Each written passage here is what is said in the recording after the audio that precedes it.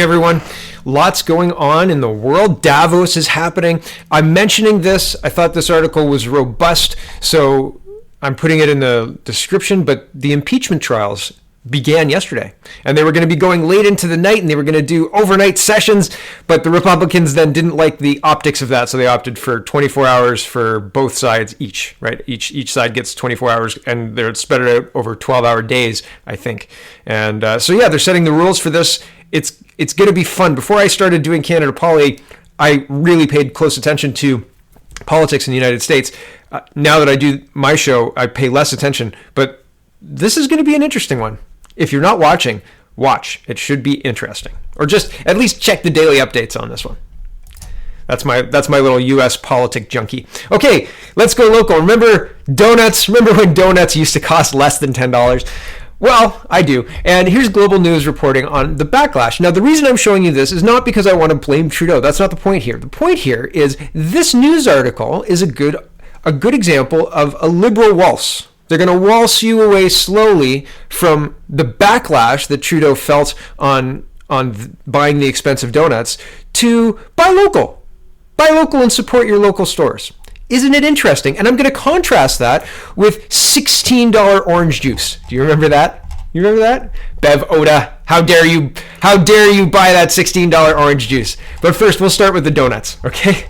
Global News is reporting, Canadians criticize Trudeau after visit to Ohdonuts Bakery in Winnipeg. Now, I want to point out, it would be responsible to report on the backlash. It would be responsible to report on the criticism, and it would be responsible to bring that back at the end of this article. But they don't. They waltz you away from it. So if you actually read the whole article, you're left feeling, oh, I should buy local. I should support the $47.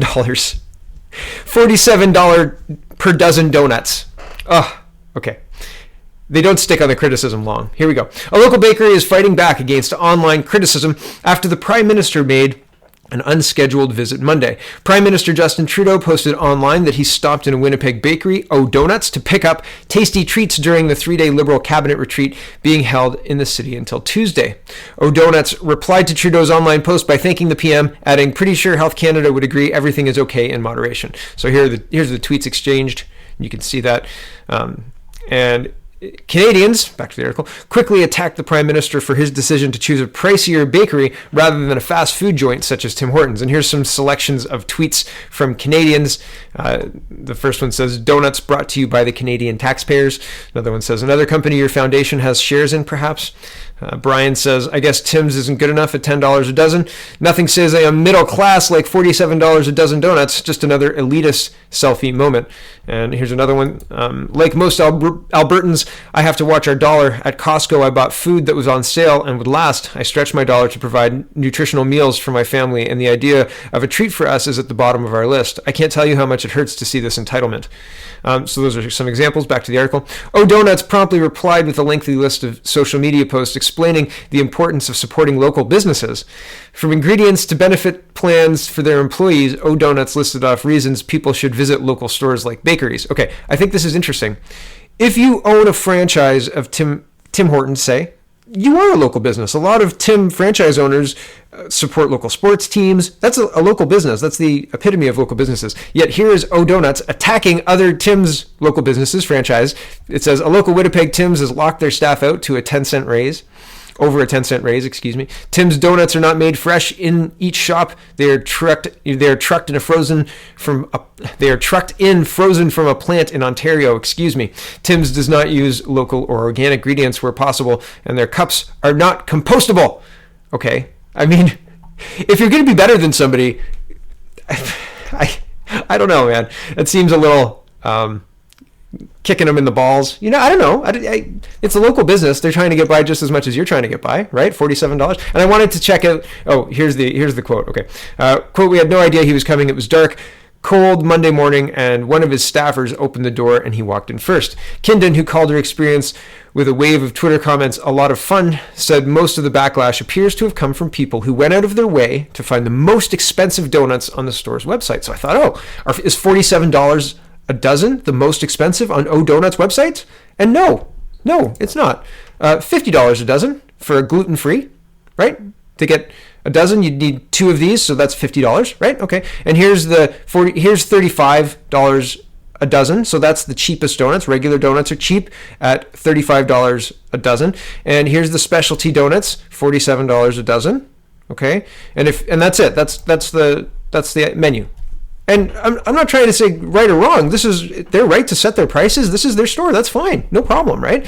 But I just think it's weird for them to go on this Twitter attack to say, like, that's not a local business. We source local. We're better because... I just think it's weird, man. You know, the backlash wasn't against you. It was about the Prime Minister being out of touch. That's the point. It wasn't, and maybe people are attacking Ohdonuts. That's not my point here either. My point here is to say the newspaper should have focused on the backlash on the Prime Minister, the optics of this, right? If they want $47 donuts, well, the Prime Minister is very rich, right? Like he could buy that on his dime, right, with his salary. But if it's a taxpayer thing, if it's taxpayer funding this fuel for our ministers, on top of the trip to Winnipeg, on top of the, the cabinet retreats that Trudeau's famous for, and famous for being criticized over the expense, on top of the personal vacations he takes, on top of Tofino, on top of the airport for Tofino, right? It's the fact that he's out of touch that this article is missing, right? And that's the point. I'm going to go back to the article now. In response to the argument that the Prime Minister should have visited a more affordable shop like Tim Hortons franchise, Kimden said that she's glad Trudeau chose a local business with a focus on fresh, local quality. Quote, I think Tim Hortons has done a disservice to donuts. No one really knows what a real donut is anymore, you know? Okay. Looks like a real donut. It looks like a Tim Hortons donut too. I don't know. The online backlash comes as the federal government is getting ready to roll out a 5-year multi-million-dollar ad campaign this summer in the hope that teaching the public how Canadian farms operate and what their standards are will get more people to buy Canadian. Don't worry, Mr. Canadian, Mrs. Canadian. You just need to be re-educated on the cost of farming in Canada, and then you will appreciate buying Canadian. Right? Back to the article. According to a contract notice posted on Monday morning, Agriculture Canada is looking for a marketing firm to help launch a social marketing campaign to better connect Canadians with and instill pride in Canada's food system and its agriculture, food, and seafoods products. Well, social media things aside, this article missed the ball on reporting on how out of touch the Prime Minister is and how out of touch this tweet is. And that's the point. That's the point that the backlash is trying to say to Mr. Trudeau, right? That's the reason people are angry. It's not necessarily the $47 donuts. It's because he's behaving in a way with taxpayer money that taxpayers don't agree with. And that's the backlash. He's out of touch. Here's just a walk through memory lane for and an example of an article that sticks to the point, a little bit better even. But at this one, it's kind of like, again, kicking the person when they're down. Like, you think the $16 orange juice was bad. Here's how much this person's going to cost you after she's retired. So this is going back a few years. This is the Globe and Mail reporting from 2011. And then, published July 31st, 2012. So, hold on, 7 years ago. Okay. So it was originally published July 31st, updated April 30th, 2018. Okay. So here we go. It says, during her tenure as International Cooperation Minister, when she was responsible for the Canadian International Development Agency, CIDA, Ms. Oda made headlines for lavish spending while traveling on government business. She was forced to repay taxpayers for $1,000 a day in limousine expenses, a pricey stay at London's Savoy Hotel in 2011, and for a $16 glass of orange juice. In an interview Tuesday with CBS's Power and Politics, Ms. Oda said she had no regrets about ordering the juice, although she acknowledged that she should not have billed taxpayers for it. Quote, I arrived in London. It was very late. I was working on a speech I was to give the next morning, she said. But that cost of the orange juice was not maybe the appropriate expense for the government to pay. I had repaid that cost and I've apologized for it. And I scroll down a little bit here. To the end of the article, it says the Canadian Taxpayer Federation has calculated that the 67-year-old former politician now qualifies for a parliamentary pension of $52,183 a year. She stands to collect nearly $700,000 in benefits by age 80, despite contributing about only $130,000 to her pension, the CTF estimated. Right? Think that orange juice was bad? Oh, let me poke you in the eye. So, is that better, or do you prefer to be waltzed away from the point? Right? I prefer to have the point on display, but I think this was a little bit. embellished to calculate how many benefits she might get by age 80. Like, it just seems like dirty pool, right? Like, oh, if she lives to 80, let's calculate that. It just, like, you can talk about the yearly salary, sure, but like by saying, oh, $700,000, like, it just seems like you turn the key a little bit too much. You made your point. You don't need to go over the edge. Right? Here is the other day, Meng Wanzhou made an appearance in Vancouver Supreme Court to talk about whether or not what she did was illegal in Canada. If it wasn't illegal in Canada, they're going to let her go, I think, basically. And so there's been lots of updates, but at that court appearance, she had protesters. And this has become a story because one of the protesters has come forward and said, hold on a second, I was paid to be there and I don't support this, and no. So I thought that was worth news. Somebody is paying $150 per person per head, so that's not cheap, to come and support Miss Wanzhou outside the Supreme Court. Does that influence public opinion? And even when this was happening, like as this was happening, people were taking video of these people, and they were saying these people are paid. Like this doesn't seem right. There's something that stinks here. So I don't know. Does having protesters swing public opinion? I think it probably does, but who knows? Anyway, here's 11:30, City News 11:30. Ashamed and embarrassed Burnaby woman says she was paid $150 to support Meng Wanzhou outside court. And here it goes.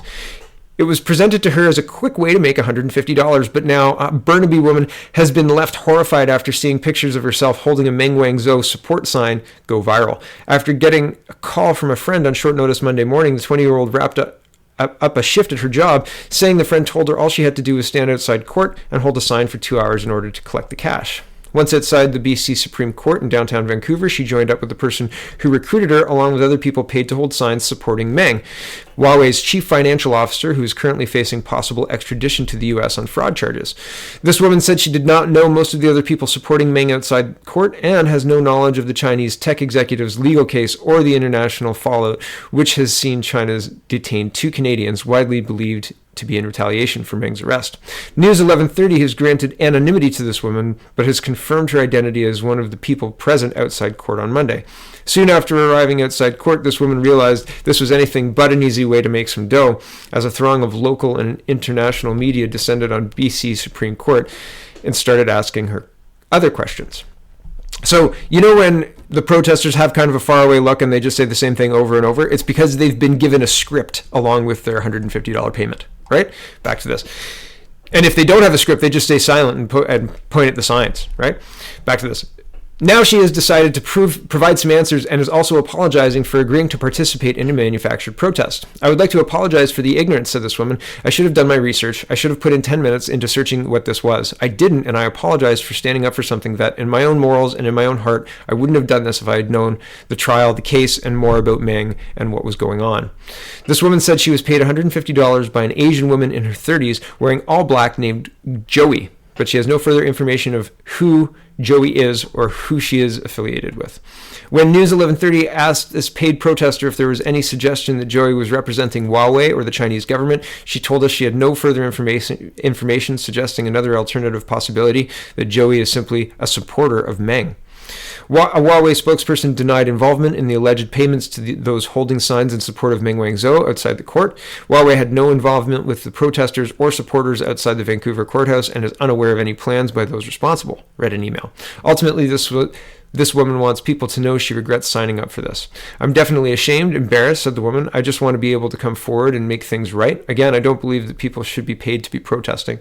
Now that I've experienced it, I'm going to be learning from my mistakes, and I hope that if someone is ever put in a position that they think they're going to make a quick, easy $150 or X amount for an hour or two, and it seems like a legit thing, it's not worth it.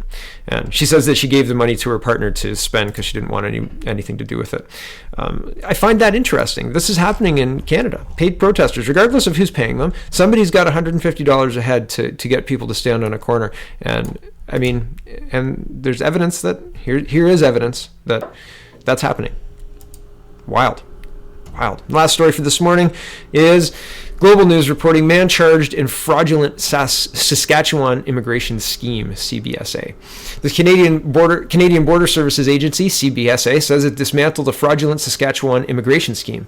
The investigation was launched in September 2018 after identifying a fake job offer letter presented at a port of entry, according to a press release. CBSA alleges that Gurpreet Singh, 34, impersonated registered charities by falsifying employment letters and then sold them to people seeking to gain entry or to remain in Canada.